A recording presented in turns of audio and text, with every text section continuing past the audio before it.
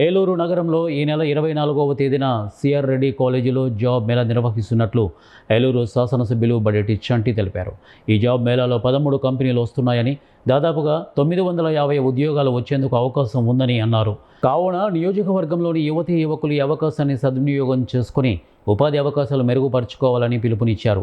ఏలూరు నగరంలో ఈ నెల 24వ తేదీన సిఆర్ రెడ్డి కాలేజీలో జాబ్ మేళా నిర్వహిస్తున్నట్లు ఏలూరు శాసనసభ్యులు బడేటి చంటి తెలిపారు. ఈ జాబ్ మేళాలో 13 కంపెనీలు వస్తున్నాయని, దాదాపుగా 950 ఉద్యోగాలు వచ్చేందుకు అవకాశం ఉందని అన్నారు. కావున నియోజకవర్గంలోని యువతీ యువకులు ఈ అవకాశాన్ని సద్వినియోగం చేసుకుని ఉపాధి అవకాశాలు మెరుగుపరుచుకోవాలని కోరారు. 13 కంపెనీలు పార్టిసిపేషన్ చేస్తున్నాయి. 950 మందికి ఉద్యోగాలు రావడానికి వివిధ దాంట్లో కేటగిరీల్లో ఉద్యోగాలు రావడానికి అవకాశం ఉంది. దీన్ని అంతటినీ కూడా ఏదైతే గ్రూపుల్లో మెసేజ్లు పెడతాం, ఎవరైతే ఆల్రెడీ మా దగ్గర ఎన్రోల్ చేయించుకున్నారో వాళ్ళతో పాటు కొత్తగా ఎవరైతే ఎన్రోల్ చేయించుకోవాలో దానికి సంబంధించిన వివరాలన్నీ కూడా వెబ్సైట్ ద్వారా మీ అందరికి కూడా తెలియజేస్తాం. ఏలూరులో ఎవరైతే జాబ్ హోల్డర్స్ నిరుద్యోగులు ఉన్నారో వాళ్ళందరూ కూడా దీన్ని సద్వినియోగం చేసుకోవాలి.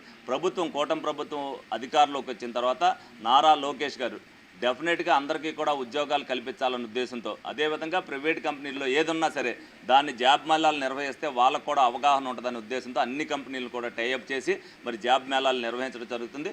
ఇది నాకు తెలిసి ఇది 6వది ఏలూరు నియోజకవర్గంలో జరగడం జరుగుతుంది. తప్పనిసరిగా దీన్ని కూడా ఇప్పుడు కూడా 680 మంది ఏలూరు నియోజకవర్గం వాళ్ళు వివిధ జాబుల్లోకి వెళ్ళడం జరిగింది. మరి దీన్ని కూడా